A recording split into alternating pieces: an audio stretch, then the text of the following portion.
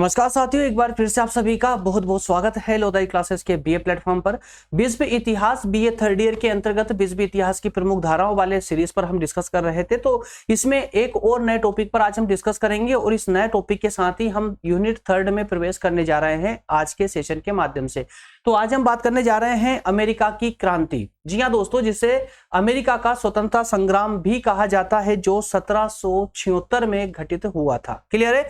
तो आइए शुरू करते हैं। जो नए छात्र हैं वो जान ले कि ये न्यू बैच 2023 से 27 वाले बच्चों के लिए बिल्कुल 100% क्योंकि 2027 तक कोई सिलेबस में चेंजेस नहीं देखने को मिलेगा।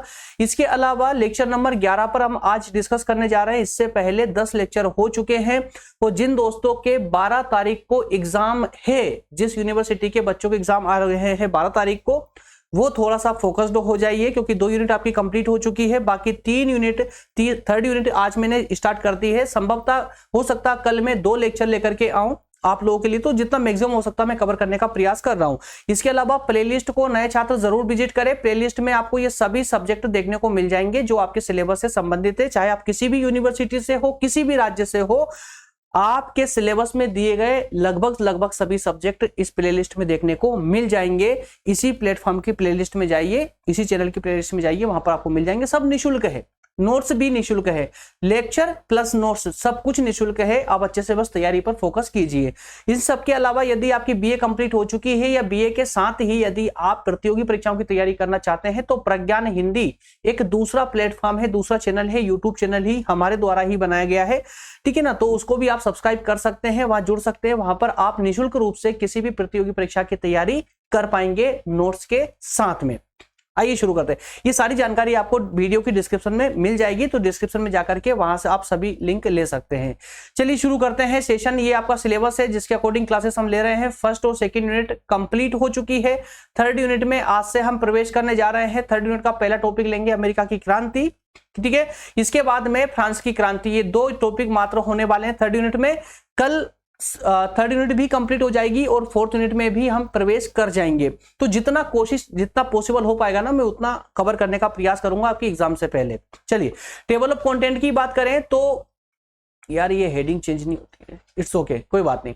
तो आज हम बात कर रहे हैं अमेरिका के स्वतंत्रता संग्राम की। ठीक है ना? तो इसके अंतर्गत हम 3 बिंदुओं पर विशेष रूप से फोकस करेंगे। सबसे पहले तो हम इस स्वतंत्रता संग्राम को समझेंगे, अर्थात अमेरिका की क्रांति के बारे में समझेंगे।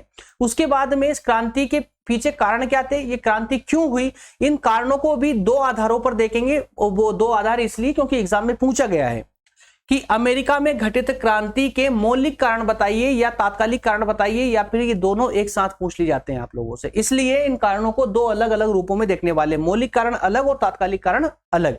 इसके बाद हम देखेंगे अमेरिका के स्वतंत्रता संग्राम के परिणाम क्या हुए या फिर अमेरिका की क्रांति के परिणाम क्या हुए। परिणाम बोल दें या प्रभाव बोल दें, एक ही बात है। क्लियर है? आइए शुरू करते हैं, एक एक को स्पष्ट रूप से समझेंगे। एक प्रश्न है जिसको आप लोग देख लीजिएगा जब आप नोट्स डाउनलोड करके इसका रिवीजन लगाएंगे, तो पहले प्रश्न पढ़ना, उसके बाद टॉपिक का रिवीजन लगाना। चलिए शुरू करते हैं। टॉपिक चूंकि थोड़ा लंबा है इसलिए थोड़ा स्पीड से बढ़ेंगे और संभवतः मैं बस आप लोग ना सुनने पर ध्यान दीजिए, कुछ भी नोट डाउन नहीं करना, सिर्फ ध्यान से सुनते चलिए। पूरा लेक्चर आपकी झोली में डाल दूंगा एक कहानी के रूप में। ठीक है ना? सिर्फ कहानी के, देखिए समझाना मेरी जवाबदारी है, ये मेरी रिस्पॉन्सिबिलिटी है कि टॉपिक आपको पूरा समझ आए, और आपकी जवाबदारी ये है कि आप लेक्चर को पूरे फोकस होकर के सिर्फ सुने। जितना मैं कह रहा हूं उतना कीजिए आप लोग। उसके बाद अगर टॉपिक समझ ना आए तो आप बोल सकते हो। क्लियर है ना? सब कुछ समझ आएगा। चलिए शुरू करते हैं अमेरिका की क्रांति, और इसमें हम बात करने वाले हैं व्याख्या की। तो व्याख्या के बारे में तो मैं आपको पहले ही समझा चुका हूं कि व्याख्या वाले पॉइंट में हमें लिखना क्या होता है। शुरू से लेकर एंड तक की पूरी कहानी को कम से कम शब्दों में बयां करना होता है। तो जरा देखते हैं कि अमेरिका की क्रांति जो इतना बड़ा टॉपिक है उसको कम से कम शब्दों में कैसे इसको हम समेट सकते हैं। देखिए, अमेरिका की क्रांति संपूर्ण विश्व की राजनीति को प्रभावित करने वाली क्रांति थी। संपूर्ण, ध्यान से एक शब्दों को सुनिए, एक शब्द का बड़ा महत्व निकल रहा है यहां पर, है ना, क्योंकि शब्दों को मैंने बहुत छोटा कर दिया है यहां पर और इसी बनाने के लिए। तो अमेरिका में जो क्रांति हुई, या आप कह सकते हैं कि अमेरिका का जो स्वतंत्रता संग्राम हुआ, उसने पूरी दुनिया की राजनीति को बहुत ही उच्च स्तर पर प्रभावित किया था। अमेरिका में कुल 13 उपनिवेश थे जो अंग्रेजों के अंडर में थे, जो ब्रिटिश सरकार के अंडर में थे। कितने उपनिवेश थे दोस्तों? टोटल 13 उपनिवेश। उनमें आर्थिक, धार्मिक या राजनीतिक किसी भी स्तर पर एकता नहीं थी। अर्थात ये कि अमेरिका में जो उपनिवेश थे, बिल्कुल देखिए कहानी भारत के साथ मैच हो रही है ना, भारत में भी जितने भी राज्य थे उनका आपस में कोई संबंध नहीं था, धर्म को छोड़ दें तो बाकी का कोई संबंध नहीं था, इसीलिए तो भारत पर अधिकार कर पाए थे लोग। तो ऐसी ही कुछ स्थिति अमेरिका के उपनिवेशों में भी थी, अमेरिका के राज्यों में भी थी। तो हम ये भी कह सकते हैं कि अमेरिका के कुछ खास राज्य जो थे ना वो 13 थे और 13 पे ही अंग्रेजों का अधिकार था, और ये 13 ही राज्यों में आपस में किसी प्रकार की कोई एकता नहीं थी। प्रत्येक उपनिवेश ने ब्रिटिश सरकार ने जो है एक व्यवस्थापिका निर्धारित कर रखी थी, और हर एक व्यवस्थापिका में या कहें कि हर एक उपनिवेश में एक गवर्नर जनरल की नियुक्ति भी सरकार करती थी। ठीक है, तो अब ब्रिटेन में इन उपनिवेशों से कच्चा माल मंगाता था। ब्रिटेन या ब्रिटिश सरकार क्या करती थी, उपनिवेश जहां जहां ब्रिटेन ने उपनिवेश बनाए थे वहां से कच्चा माल इंग्लैंड अर्थात ब्रिटेन मंगवाना, और ब्रिटेन में जो पक्का माल अर्थात की जो निर्मित वस्तुएं, जो जिन वस्तुओं का निर्माण किया जाता था उन वस्तुओं को इन उपनिवेशों में बेचना। तो इन सब के लिए ये उपनिवेशों का प्रयोग करता था। ठीक है, तो ब्रिटेन इन उपनिवेशों से कच्चा माल मंगाता तथा निर्मित माल इन उपनिवेशों को भेजता था। इस तरह से ब्रिटेन इन उपनिवेशों के माध्यम से व्यापार कर रहा था। अन्य देशों के उपनिवेशों की अपेक्षा ब्रिटेन के उपनिवेशों की स्थिति अधिक संतोषजनक थी, फिर भी यहां ब्रिटिश सरकार के विरुद्ध स्वतंत्रता संग्राम हुआ। तो ये पूरी एक लंबी चौड़ी कहानी को जो है ना कुछ शब्दों में इस तरह से आप लोग बता सकते हैं, एक शॉर्ट सी कहानी। अब यहां पर बहुत सारी बातें ऐसी है जो आपके मस्तिष्क में डाउट उत्पन्न करेगी, है ना, समस्या उत्पन्न करेगी कि ये कब हुआ, कैसे हुआ, क्या थी। तो ये सारी बातें अब समझ आएगी जब आप इसके कारणों को जानेंगे, इसके परिणामों को जानेंगे, तब कहीं जाकर के पूरी कहानी आपको समझ आने वाली है। तो ये बात याद रखिए, जब तक आप किसी टॉपिक से पूरी तरह परिचित नहीं होंगे तब तक चाहे कितने भी बुद्धिजीवी स्टूडेंट होगा ना तो भी वो व्याख्या वाला पॉइंट नहीं लिख सकता यदि आपको पूरे टॉपिक की जानकारी नहीं है तो।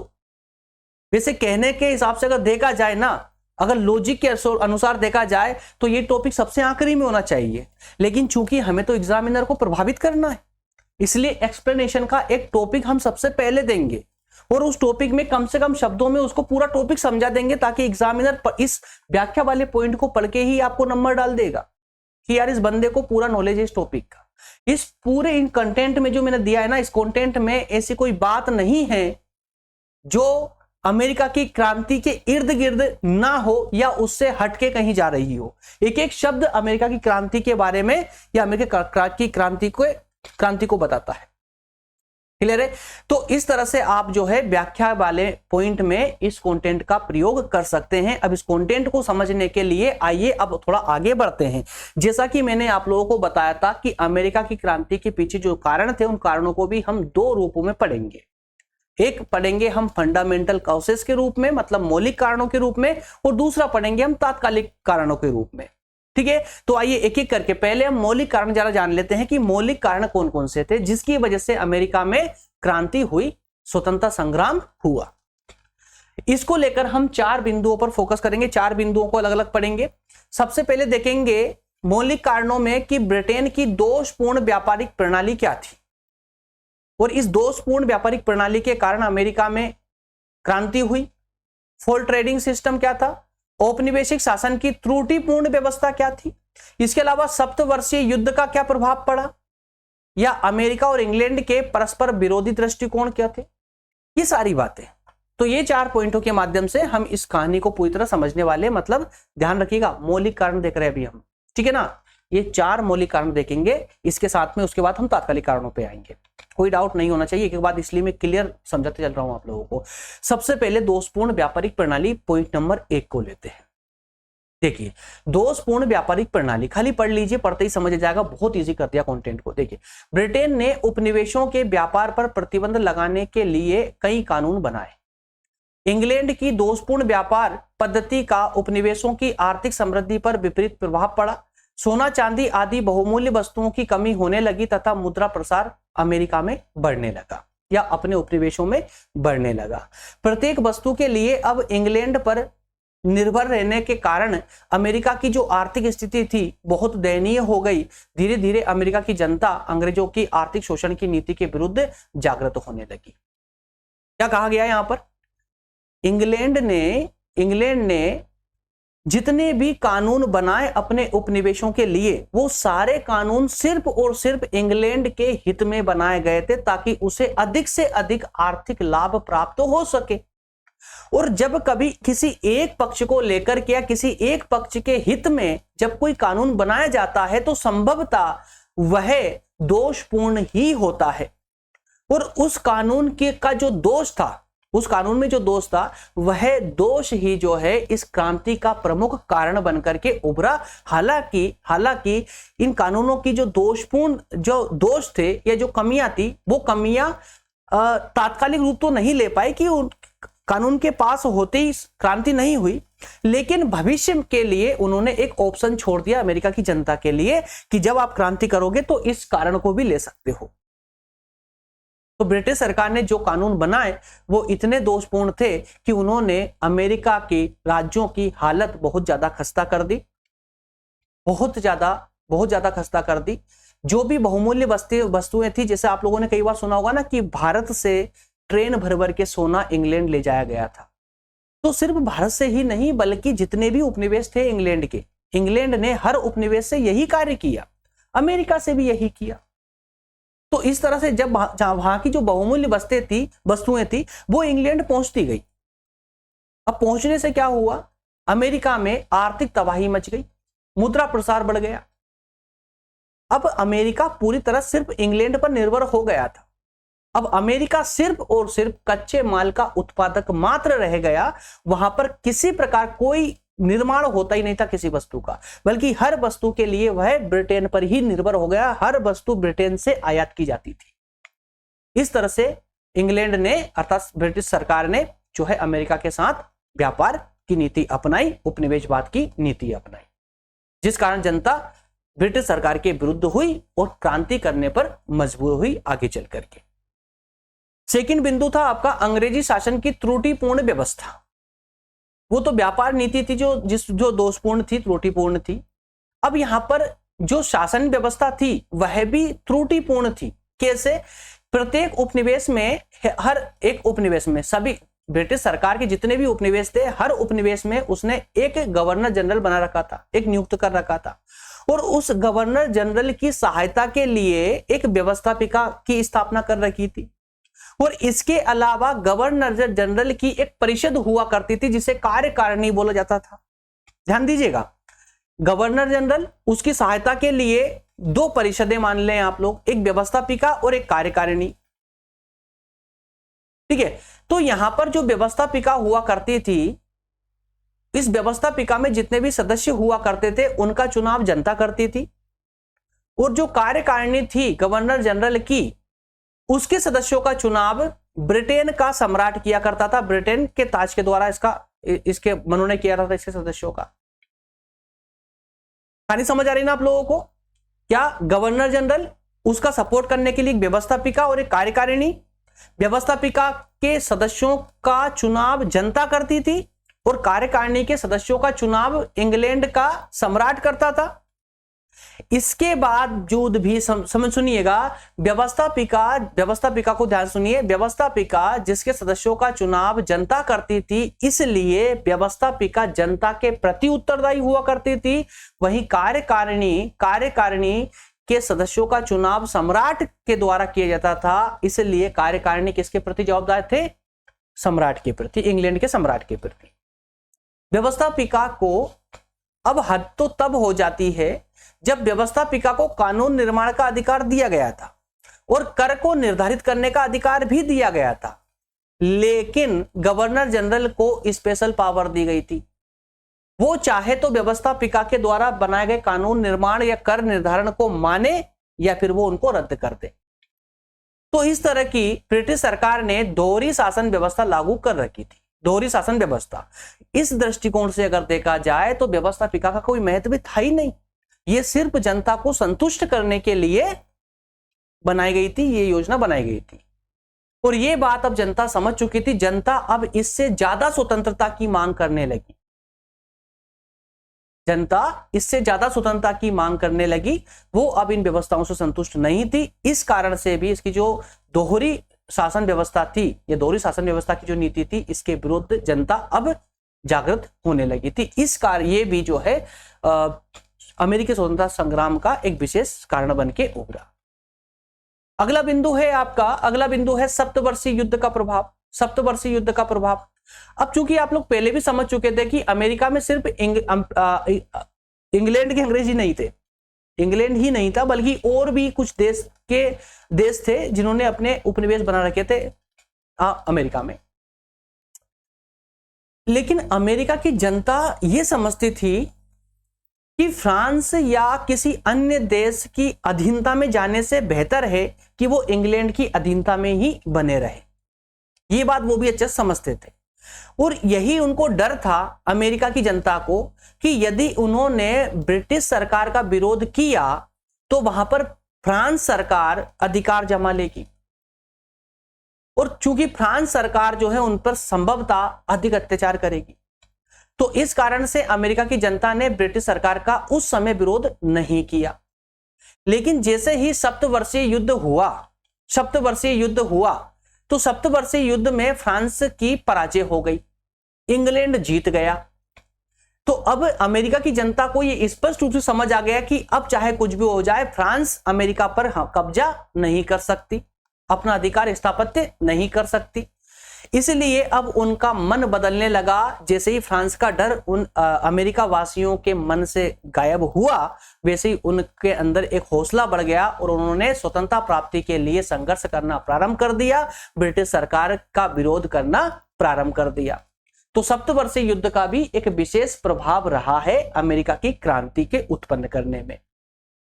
इसके अलावा चौथा जो रीजन हमने देखा था वो था इंग्लैंड और अमेरिका के जो दृष्टिकोण था वो परस्पर विरोधी रहा। Conflicting views of America and England कैसे, तो सुनिए। बेसिकली अमेरिका में भी मैं आपको कई बार बता चुका हूं कि अमेरिका में भी इंग्लैंड के ही अंग्रेज थे, या अमेरिका में जो अंग्रेज थे वो इंग्लैंड के अंग्रेजों से ही संबंधित थे। उसके बावजूद भी दोनों के राजनीतिक दृष्टिकोण अलग अलग थे। इसके अलावा अमेरिका से जिन अंग्रेजों को निर्वासित किया था ब्रिटेन की सरकार ने, इंग्लैंड की सरकार ने, वो अंग्रेज भी अमेरिका में आकर के अमेरिका के अंग्रेजों को भड़काना प्रारंभ कर दिया, स्वतंत्रता की भावना उनके अंदर जगाना चालू कर दिया। ये भेदभाव इसलिए था, या विरोधी दृष्टिकोण इसलिए था कि अमेरिका के जो अंग्रेज थे वो जनतंत्र के समर्थक थे, या एक तरह से समझिए लोकतंत्र के समर्थक थे, जबकि इंग्लैंड के जो अंग्रेज थे वह कुलीन राजतंत्र के समर्थक थे, कुलीन राजतंत्र के। तो इस तरह से एक तरफ के जो जनता थी वो चाहती थी लोकतंत्र को, और एक तरफ की जनता चाहती थी राजतंत्र को। तो इस तरह से दोनों के विचार कभी मिल नहीं पाए। तो दोनों देशों में जो विरोधी दृष्टिकोण था यही एक विशेष संघर्ष का कारण बनकर के उभरा। क्लियर हुआ? तो ये चार कारण हमने देखने का प्रयास किया है इसके मौलिक कारणों के अंतर्गत। और अब हम बात करेंगे क्रांति के कारणों के अंतर्गत तात्कालिक कारण। इसके तात्कालिक कारण क्या क्या रहे हैं, तो आइए शुरू करते हैं। इसमें कुछ पक्षों को इसमें भी हम लोग देखने वाले हैं। इसमें हम देखेंगे तीन विशेष पक्षों को देखेंगे कि जो तात्कालिक कारण, अब ये देखिए मौलिक और तात्कालिक कारण दोनों में डिफरेंस समझ जाइए, आपके लिए जो है बहुत इजी हो जाएगा। दोनों में डिफरेंस क्या होगा, इसको हम बोलेंगे इमीडिएटली कॉजेस। ठीक है, इमीडिएटली कॉजेस। अब आपको यहां पर दोनों में डिफरेंस समझ लीजिए। देखिए मौलिक कारण वो जो जनता समझ चुकी थी कि यार ये हमारे पक्ष में नहीं है ये कार्य, तो जनता प्रभावित हो रही थी उससे, वो धीरे धीरे उन बातों को अपने मन में समा के रखा हुआ था। उन्होंने समझ रहे थे धीरे धीरे वो ब्रिटिश सरकार की विरोधी हो रही थी। ठीक है, लेकिन वो कोई ऐसी घटना नहीं घटी जिससे जनता ने तुरंत जो है एक्शन में आ गई हो जनता, या तुरंत क्रांति कर दी। तो वो थे मौलिक कारण जो पहले से जनता अपने मन में संजोए हुए थे कि यार कभी ऐसा होगा, जरूर करेंगे, जरूर इनका विरोध करना ही पड़ेगा, बहुत परेशान कर दिया इन्होंने। तो वो कारण थे मौलिक कारण। तात्कालिक कारण हम उनको बोलेंगे कि कुछ घटनाएं घटी और जनता इतनी आहत हुई कि उन्हें क्रांति करने पर मजबूर होना पड़ा तुरंत।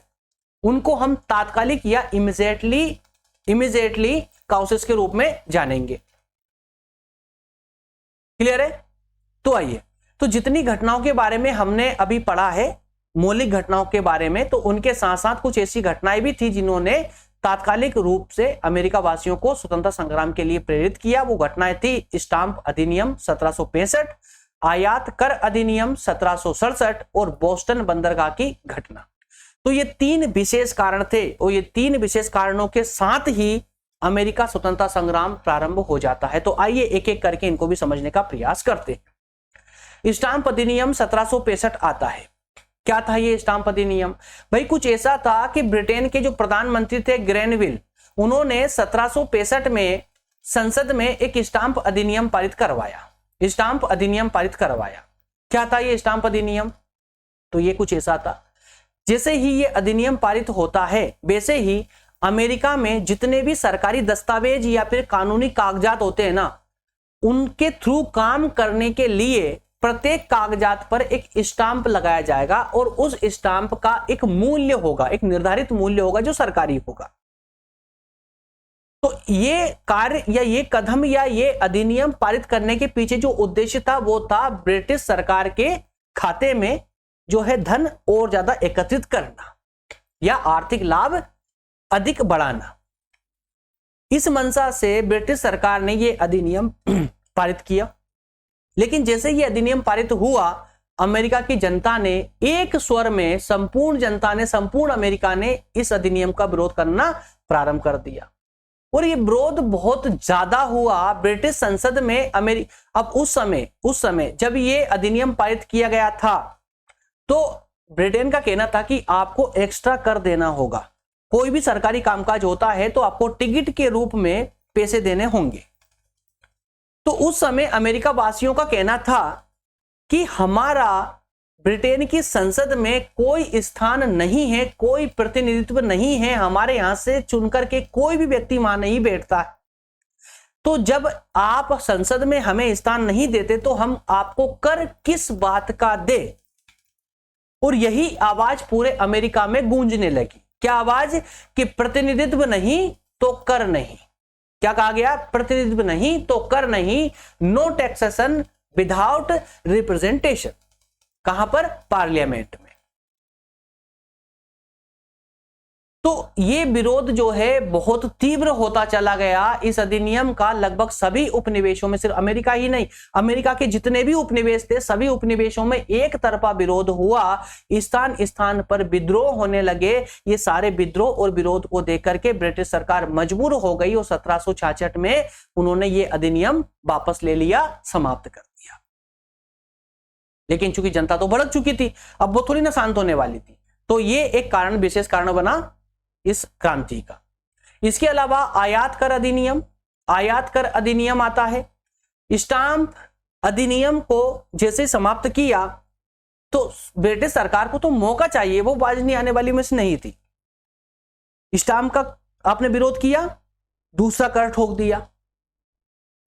समझिएगा, यहां पर आयात कर ठोक दिया अमेरिका में। 1767 में ब्रिटिश सरकार ने आयात कर अधिनियम पारित कर दिया, जिसके द्वारा अमेरिका में कागज, चाय, शीशा, रंग आदि वस्तुओं पर आयात कर लगा दिया गया। यदि आप इन सबको आयात करते हो तो आपको एक कर देना होगा, टैक्स देना होगा। इस अधिनियम का भी पुरजोर विरोध हुआ। अधिक विरोध होने पर 1770 में प्रधानमंत्री लॉर्ड नॉर्थ ने कागज और शीशे से कर समाप्त कर दिया। कहां से? कागज और शीशे से। लेकिन चाय जैसी कुछ वस्तुएं थी जिन पर कर यथावत बना रहा। और ये इस लॉर्ड नॉर्थ की सबसे बड़ी भूल थी। उसको लगता था कि शायद कागज और शीशे या कुछ वस्तुओं से कर समाप्त करने पर यह विरोध समाप्त हो जाएगा, लेकिन जनता अब मूड बना चुकी थी विरोध करने का। उन्हें फर्क नहीं पड़ता कि आपने किस वस्तु से कर समाप्त किया है, किस पे कर लगाया है। जनता विरोध कर रही थी कर का, कि आप कर किसी पे भी नहीं लगा सकते। तो चूंकि जनता असंतुष्ट ही रही, विरोध ऐसा का ऐसा ही बना रहा, इस अधिनियम से कोई फायदा नहीं हुआ। उसके बाद में तीसरा तात्कालिक कारण जो सबसे इंपॉर्टेंट माना जाता है वो है बोस्टन बंदरगाह की घटना। बोस्टन बंदरगाह पर एक घटना घटित होती है। वो घटना घटित होने के पीछे कारण था ब्रिटिश सरकार का अमेरिका में चाय भेजने का प्रत्यक्ष अधिकार ईस्ट इंडिया कंपनी को देना, कि यदि अमेरिका में चाय का व्यापार कोई कर सकता है तो एकमात्र ईस्ट इंडिया कंपनी ही कर सकती है, इसके अलावा और कोई नहीं कर पाएगा। यह अधिकार एक अधिनियम बना करके 1773 में ब्रिटिश संसद ने ईस्ट इंडिया कंपनी को दे दिया। जैसे ही यह अधिकार ईस्ट इंडिया कंपनी को दिया, अमेरिका की जनता फिर से भड़क जाती है। भड़की हुई तो पहले से ही थी, अब उनको और जो है प्रेरणा मिल जाती है कि यार अब जो है ना वो समय आ चुका है। इस अधिनियम का विरोध करते हुए उन्होंने बोस्टन बंदरगाह पर अंग्रेजों के लगभग 350 डिब्बों को जिसमें चाय भरी हुई थी, चाय पत्ती भरी हुई थी, उसे समुद्र में फेंक दिया। कहां पर? बोस्टन बंदरगाह पर, जहां पर जितने भी जहाज खड़े हुए थे उन जहाजों में जितने भी माल था सबका सब समुद्र में डाल दिया। जनता को ब्रिटिश सरकार रोक नहीं पाई, तो ये ना रोकना या फिर जनता के द्वारा किए जाना ये कार्य ब्रिटिश सरकार की आंख में छुपने वाला था। क्यों था? क्योंकि अभी उसके सम्मान पर बात आ चुकी थी, उसके अस्तित्व पर बात आ चुकी थी, ब्रिटिश सरकार की शक्ति पर बात आ चुकी थी। तो सरकार ने अमेरिका में दमनात्मक कार्यवाही करने का निश्चय किया। दमनात्मक मतलब दमन करने का निश्चय किया, लेकिन उसके बाद भी जनता शांत नहीं हुई। दमनात्मक कार्यवाही चलती रही, लेकिन जनता और भड़कती रही और आखिरकार यह सबसे बड़ा कारण बना अमेरिका में स्वतंत्रता संग्राम के उत्पन्न होने का, क्रांति घटित होने। तो ये 3 रीजन हमने तात्कालिक कारणों के अंतर्गत जानने का प्रयास किया है। उम्मीद करता हूं एक एक पक्ष आपको पूरी तरह समझ आ रहा है। अभी सिर्फ आपको पॉइंट समझना है। इसके बाद में करना क्या है, डिस्क्रिप्शन में जाकर के नोट्स डाउनलोड करके और एक ही बार में सबका रिवीजन लगाना है। 15 से 20 मिनट में आप पूरा रिवीजन लगा जाओगे और मैं गारंटी देता हूं कि आप इस टॉपिक से पूरी तरह से स्वतंत्र हो जाओगे।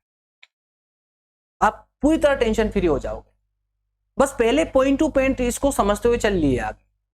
याद कुछ भी रटने की जरूरत नहीं पड़ती है दोस्त, सिर्फ समझना होता है, सिर्फ समझना होता है। समझ लीजिए, दैट्स ऑल, आपका काम हो जाएगा।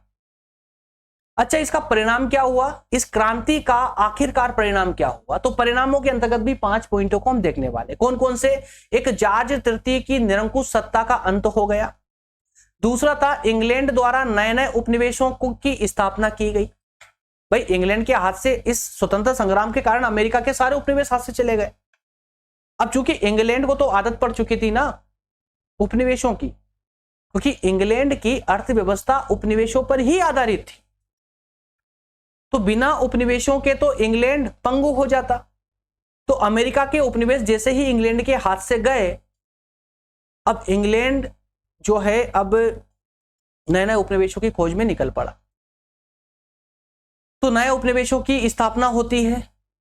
इंग्लैंड की परंपरागत औपनिवेशिक नीति में परिवर्तन आता है। जो औपनिवेशिक नीति परंपरागत थी, मतलब जो दोषपूर्ण नीति थी या निरंकुश नीति थी, उस निरंकुश नीति को अब व्यवहारपूर्ण बनाने के लिए इंग्लैंड मजबूर हो जाती है। मतलब जो औपनिवेशिक नीति थी अब उसमें चेंज करना जरूरी हो गया था इंग्लैंड के लिए, क्योंकि अमेरिका के स्वतंत्र होने से इंग्लैंड समझ चुका था कि अगर इसी नीति के आधार पर हमने काम किया तो जनता समझ चुकी है, अब जनता जीने नहीं देगी, है ना।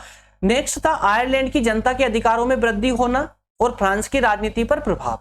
तो ये 5 विशेष कारण थे। एक एक करके इनको भी जल्दी जल्दी समझने का प्रयास करते हैं। चलिए, सबसे पहले जॉर्ज तृतीय की निरंकुश सत्ता का अंत होना। कैसे?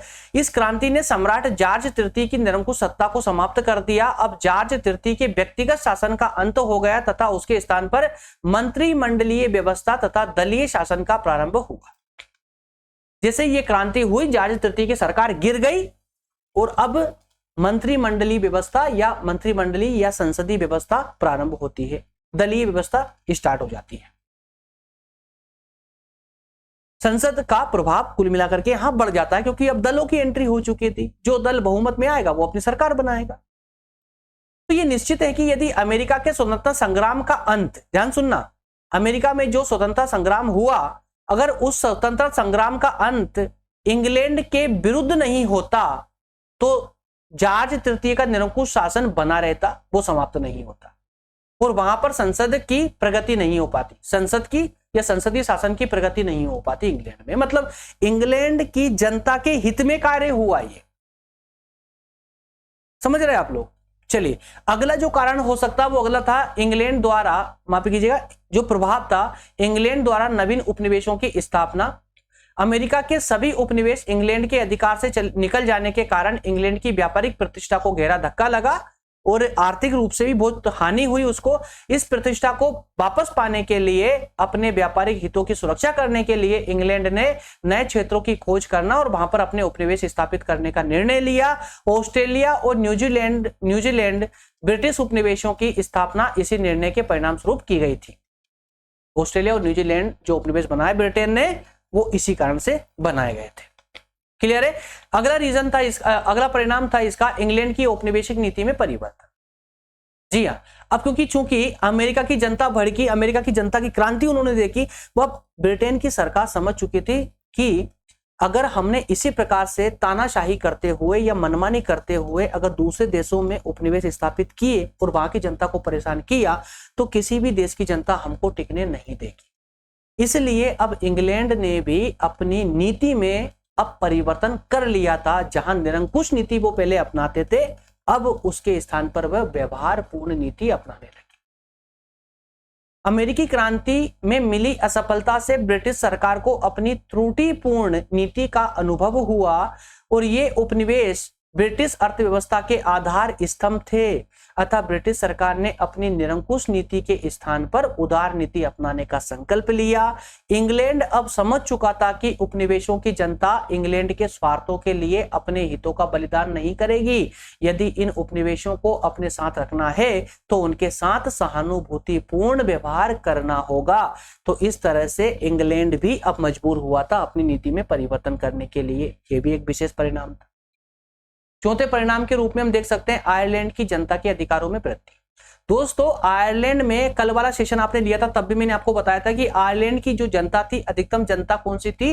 रोमन कैथोलिक धर्म को मानने वाली थी। लेकिन जैसे इंग्लैंड में क्रांति होती है, गौरवपूर्ण क्रांति होती है, वैसे ही जो है कैथोलिक धर्म का प्रभाव पूरी तरह समाप्त हो जाता है, राजनीतिक अधिकार पूरी तरह उनसे छीन लिए जाते हैं। तो यहां पर वही जनता थी आयरलैंड में जिनका राजनीतिक कोई अधिकार उनको प्राप्त नहीं था। तो ये जनता भी चाहती थी कि हमें भी कुछ अधिकार मिले। आयरलैंड की राजनीति, धार्मिक और संवैधानिक स्थिति पर अमेरिका के युद्ध का व्यापक प्रभाव पड़ा। कैसे पड़ा कि आयरलैंड की जनता भी अपने अधिकारों के लिए संघर्ष कर रही थी, पिछले कई समय से संघर्ष कर रही थी। कौन से अधिकारों के लिए? राजनीतिक अधिकारों के लिए, क्योंकि वहां पर मैंने अभी बताया ना, रोमन कैथोलिक धर्म के अनुयायी थे, अधिकतम जनसंख्या रोमन कैथोलिक धर्म की थी और उनसे राजनीतिक अधिकार छीन लिए गए थे गौरवपूर्ण क्रांति के समय पे। तो अमेरिका के द्वारा जैसे ही अमेरिका की जनता के द्वारा स्वाधीनता संग्राम की घोषणा करते हैं तो आयरलैंड की जनता का उत्साह भी बढ़ जाता है। उसने भी वैधानिक अधिकारों की मांग करने लग जाते हैं, जिससे 1782 में ब्रिटिश सरकार ने आयरलैंड की संसद को विधि निर्माण का अधिकार दे दिया। तो आयरलैंड की संसद, तो ध्यान दीजिएगा, आयरलैंड में ब्रिटेन ने एक अलग ही संसद बना रखी थी आयरलैंड के लिए, लेकिन वो संसद भी जो है ना आयरलैंड के अंडर में नहीं थी, इंग्लैंड के अंडर में ही थी, ब्रिटिश सरकार के अंडर में ही थी। आयरलैंड की संसद ब्रिटिश सरकार के इशारों पर काम किया करती थी। लेकिन अब 1782 में जैसे ही अमेरिका आजाद हुआ, अमेरिका की जनता का हौसला देखते हुए आयरलैंड की जनता ने भी मांग की और उनको भी अब जो है संसद मिल गई, जो संसद उनके अनुसार ही काम करेगी, विधि निर्माण कर सकती है अपने अनुसार। तो एक ये विशेष प्रभाव हुआ। अंतिम प्रभाव की बात करें तो अंतिम प्रभाव था फ्रांस की राजनीति पर प्रभाव। जी हाँ, फ्रांस की राजनीति पर भी एक विशेष प्रभाव पड़ा। फ्रांस की जनता भी कुछ ऐसे ही दोषपूर्ण शासन के कारण बहुत ज्यादा परेशान थी। अमेरिका की इस क्रांति को देखते हुए फ्रांस की जनता भी भड़क उठी और उन्होंने भी स्वतंत्रता प्राप्त की। आगे सुनिए, इस प्रभाव को हम एक इतिहासकार के लेख के अनुसार बेहतर तरीके से समझ सकते हैं और वो इतिहासकार है हेज साहब। उन्होंने लिखा है कि स्वतंत्रता की, ध्यान सुनना, स्वतंत्रता की यह मशाल जो अमेरिका में प्रज्वलित हुई तथा जिसके परिणाम स्वरूप वहां पर गणतंत्र की स्थापना हुई थी, फ्रांस की सीमा में भी प्रवेश कर गई। तथा उसने फ्रांस की जनता के विचारों को प्रभावित करके उसे क्रांति करने की प्रेरणा प्रदान की। फ्रांसीसी जनता भी अमेरिका वासियों की भांति स्वतंत्र होना चाहती थी। तो फ्रांस की जनता ने भी अमेरिका की क्रांति से एक विशेष प्रेरणा ली और अब वो भी स्वतंत्र होना चाहते थे एक निरंकुश शासन के विरोध से या प्रभाव से। क्लियर हुआ? तो इस तरह से दोस्तों हमने टॉपिक काफी लेंदी था, लेकिन फिर भी थोड़ा जल्दी जल्दी समझने का प्रयास किया और समय के अंदर ही क्लास खत्म करने का प्रयास किया है। अगला सेशन होगा, लेक्चर नंबर 12 होगा आपका फ्रांसीसी क्रांति का, और इसी के साथ में आपकी यूनिट 3 कंप्लीट हो जाएगी। और कल ही जो है हम यूनिट 4 भी स्टार्ट कर देंगे, ठीक है ना। कल 2 लेक्चर लेकर के मैं आऊंगा, 10 तारीख और 11 तारीख। अब 10 और 11 तारीख को, आज चूंकि 9 तारीख को मैं लेक्चर ले रहा हूं, तो 10 और 11 को जो है 2-2 लेक्चर दूंगा, ताकि 4 क्लास मैक्सिमम क्लासेस आपकी हो जाए। क्लियर है? चलिए, जो नए छात्र हैं जो पहली बार देख रहे हैं सेशन को, उनको मैं फिर से बता दूं, कोई डाउट हो, कोई सेशन की लिंक चाहिए, नोट्स की लिंक चाहिए, तो ऊपर व्हाट्सएप नंबर आपको दिख रहे हैं, यहां से आप व्हाट्सएप कर सकते हैं, लिंक मिल जाएगी आपको। इसके अलावा टेलीग्राम ग्रुप, लोधाजी क्लासेस नाम से टेलीग्राम पर ग्रुप बना दिया गया है, सर्च करेंगे डायरेक्टली ग्रुप मिल जाएगा आपको, उसे ज्वाइन कर लेंगे, डेली क्लासेस आपको यहां से मिलती रहेगी।